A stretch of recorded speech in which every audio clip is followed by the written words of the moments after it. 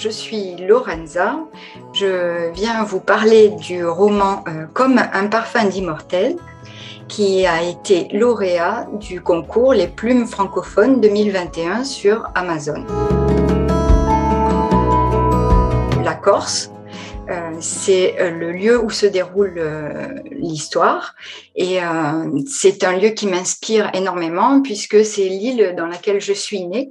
Donc le moindre caillou, la moindre plante, la moindre odeur se retrouve dans ce roman parce que vraiment c'est un sujet c'est un lieu qui me tient à cœur.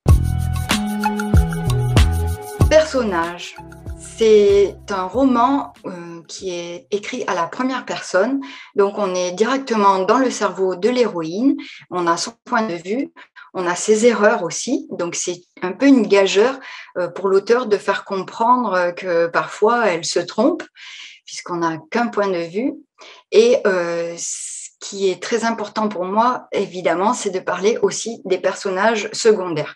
J'aime énormément bichonner la profondeur, le caractère des personnages secondaires et c'est eux qui vont apporter un autre éclairage aux personnages et c'est eux qui vont me permettre également de traiter un sujet qui m'importe énormément, c'est l'amitié.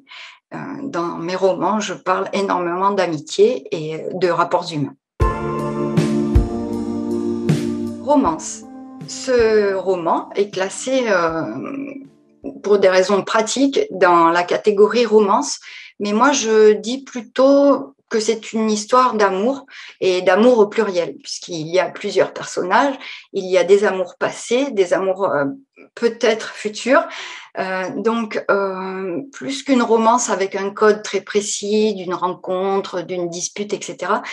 J'aime bien appeler ce roman une histoire d'amour au pluriel. Problème. Souvent, les romans où il y a des histoires d'amour sont comparés à des histoires guimauves où tout se passe très bien. Eh bien non. J'aime bien également aborder des sujets qui sont parfois même graves, comme le deuil, la reconstruction et les stéréotypes aussi, la façon de répondre à ce que la société attend de nous et au contraire, ce qu'on a envie de faire pour se révéler, pour être soi-même. Donc, c'est un roman léger, mais il aborde évidemment quelques sujets à problème. Feel Good. C'est aussi un roman qui est dans une petite case qui s'appelle Feel Good et on me demande souvent oui, mais qu'est-ce que ça veut dire Feel Good? Alors souvent, pour moi, le Feel Good, c'est un roman qui met de bonne humeur, qui n'est pas toujours positif, mais qui va vers une fin positive. C'est-à-dire que il s'inspire aussi de scènes de la vie, du quotidien, il présente des tranches de vie. J'aime bien présenter des personnages qui sont à un moment clé de leur vie, où leur vie va changer. Donc on sait que ça va aller vers du positif, ça ressemble à la vie réelle en mieux. Donc c'est un roman qui à la fois est léger, et qui est agréable à lire et qui est agréable à écrire aussi parce que ça rend joyeux.